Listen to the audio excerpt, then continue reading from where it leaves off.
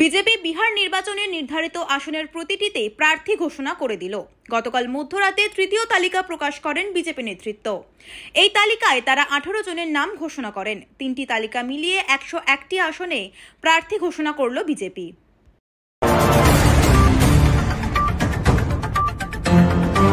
রাজ্যপাল সিভি আনন্দ বোস দুর্গাপুরে মেডিকেল পড়ুয়ার ধর্ষণ কাণ্ডে রাষ্ট্রপতি দ্রৌপদী মুর্মু ও কেন্দ্রীয় স্বরাষ্ট্র মন্ত্রকের কাছে ঘটনার বিস্তারিত রিপোর্ট জমা দিলেন। রাজ্যপাল তার রিপোর্টে ঘটনাটির বিশদ বিবরণ দেওয়ার পাশাপাশি নির্যাতিতা ও তার বাবা মায়ের সঙ্গে হওয়া কথোপকথনের বিশদ উল্লেখ করেছেন বলে রাজভবনের এক আধিকারিক গতকাল জানান।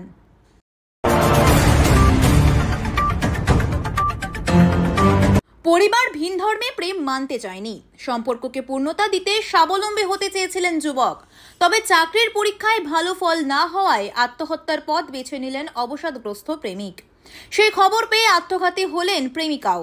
গতকাল মুর্শিদাবাদের নবগ্রামের ঘটনা।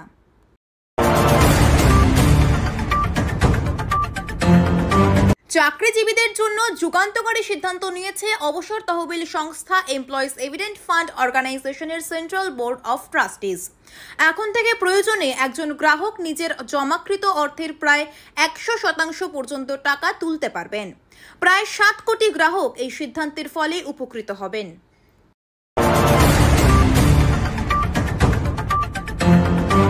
দিল্লিতে হয়েছে বৈঠক, বাংলায় এসেছেন কর্তারা। এখন আবার ভোটার তালিকার ম্যাপিং এবং ম্যাচিং শুরু হয়ে গিয়েছে। বাংলায় আসন্ন নির্বাচন ঘিরে সবটা নাকি নেপথ্যে রয়েছে এসআইআর তত্ত্ব? এই প্রশ্ন উড়িয়ে দিতে পারছেন না একাংশ।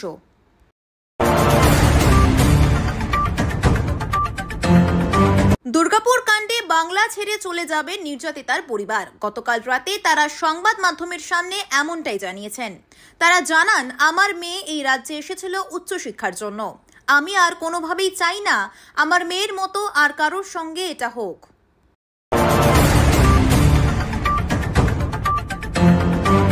দিল্লিতে হয়েছে বৈঠক, বাংলায় এসেছেন কর্তারা। এখন আবার ভোটার তালিকার ম্যাপিং এবং ম্যাচিং শুরু হয়ে গিয়েছে। বাংলায় আসন্ন নির্বাচন ঘিরে সবটা নাকি নেপথ্যে রয়েছে এসআইআর তত্ত্ব? এই প্রশ্ন উড়িয়ে দিতে পারছেন না একাংশ।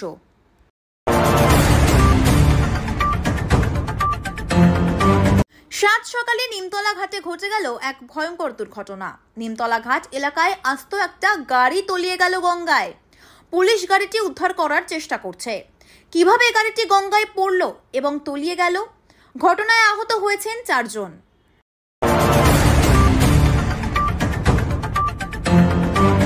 বর্ষার বিদায় হয়ে গেছে, কিন্তু তাও বৃষ্টি পিছু ছাড়ছে না। রাজ্য জুড়ে শুরু হয়েছে শুষ্ক আবহাওয়ার দাপট। এর মাঝেই আবারও বৃষ্টির পূর্বাভাস দিল আবহাওয়া দপ্তর। দুর্গাপুজোর মতোই কালী পুজোতেও বাংলার জেলায় জেলায় রয়েছে বৃষ্টির পূর্বাভাস।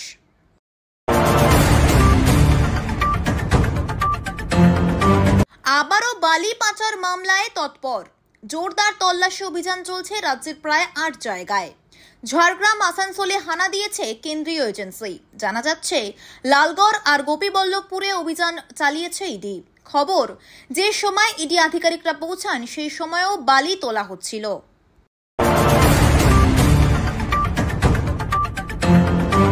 গুচ্ছ গুচ্ছ হোর্ডিং বোর্ড, ব্যানার আর বিজ্ঞাপনের পোস্টার ছড়িয়ে আছে কলকাতা শহর জুড়ে। উৎসবের মরশুমে এগুলির মাধ্যমে ব্যবসা করেছে বহু ক্লাব ও পুজো উদ্যোক্তা।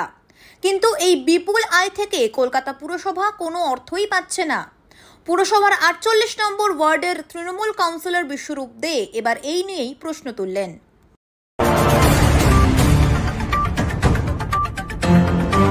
2025 সালের গ্রুপ সি এবং গ্রুপ ডি অশিক্ষক কর্মী নিয়োগের জন্য Paschimbanga school service commission official বিজ্ঞপ্তি জারি করেছে। রাজ্যের সরকারি স্কুলগুলিতে গ্রুপ সি এবং গ্রুপ ডি পদে মোট 8477টি শূন্য পদ নিয়োগের ঘোষণা করা হয়েছে।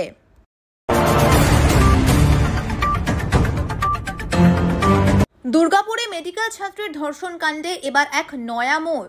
প্রকাশ্যে নির্যাতিতার বাবা ক্ষমা চাইলেন মুখ্যমন্ত্রী মমতা বন্দ্যোপাধ্যায়ের কাছে। এর আগে তিনি রাজ্যের পরিস্থিতিকে ঔরঙ্গজেবের শাসনের সঙ্গে তুলনা করেছিলেন। এবার তিনি বলেন, মমতা বন্দ্যোপাধ্যায় আমার কাছে মায়ের মতো। যদি আমি কোনো ভুল কথা বলে থাকি, আমাকে আপনার ছেলের মতো ভেবে ক্ষমা করে দেবেন। আমি শুধু চাই আমার মেয়ের ন্যায় বিচারটা হোক।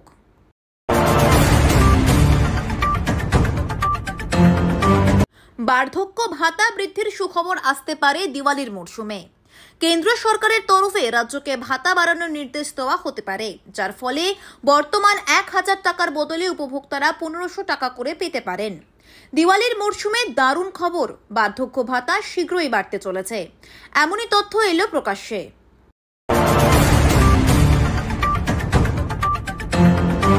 মুখ্যমন্ত্রী মমতা ব্যানার্জি নির্দেশ দিলেন উত্তরবঙ্গের পার্বত্য এলাকায় ধস রোধে ম্যানগ্রোভ ও ভেটিভার ঘাস লাগানোর। ম্যানগ্রোভ বা লবণাম্বুজ এক বিশেষ ধরনের উদ্ভিদ, যা সাধারণত সমুদ্র উপকূলবর্তী অঞ্চলের নোনা বা লবণাক্ত জলে জন্মায়। কিন্তু এই উদ্ভিদ রোপণ কিভাবে পার্বত্য এলাকায় সম্ভব, তা নিয়ে উঠছে প্রশ্ন। রাজ্য বিজেপি এবং বিরোধী দলনেতা শুভেন্দু অধিকারী এ নিয়ে মমতা ব্যানার্জিকে তীব্র কটাক্ষ করেছেন।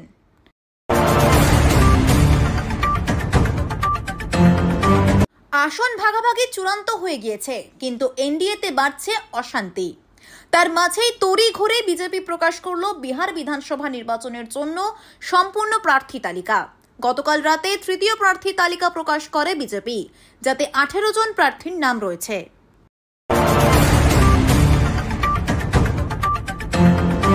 তৃণমূলের বড় জয় 26-এর মহারণের আগেই। বছর ঘুরলেই বিধানসভা ভোট, শাসক থেকে বিরোধী সবার পাখির চোখ 26-এর বিধানসভা নির্বাচন। আর তার আগেই এখন শক্তি বৃদ্ধির পালা চলছে জেলায় জেলায়। পায়ের তলার মাটি শক্ত করার পালা, ভোট বাক্সে কার জোর বেশি সেই নিয়ে রণকৌশল তৈরির স্ট্র্যাটেজি।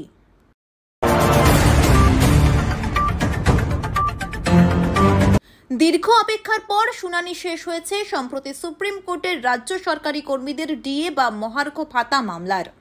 আপাতত বিচারপতিরা রায়দান স্থগিত রেখেছেন। চূড়ান্ত শুনানি শেষে মামলার স্ট্যাটাস হিয়ার্ড অ্যান্ড রিজার্ভড।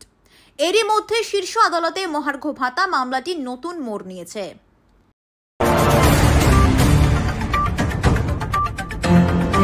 বিরোধী দলনেতা শুভেন্দু অধিকারী ভবানীপুর থেকে মুখ্যমন্ত্রী মমতা বন্দ্যোপাধ্যায়কে হারানোর হুঁশিয়ারি দিচ্ছেন। এবার বিরোধী দলনেতাকেই পাল্টা কড়া চ্যালেঞ্জ ছুড়ে দিলেন পূর্ব মেদিনীপুরের কাথি পুরসভার চেয়ারম্যান সুপ্রকাশ গিরি।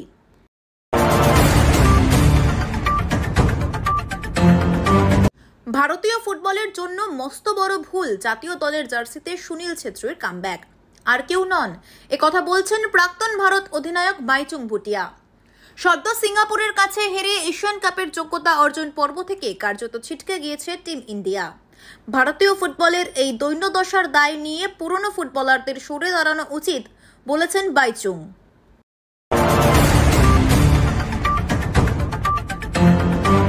বিএলওদের হুমকির অভিযোগ এসআইআর শুরুর আগেই চাপের মুখে বিএলওরা।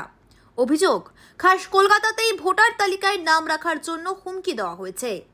আধা সেনার নিরাপত্তা চেয়ে সিইওকে চিঠি বিএলওদের একাংশের।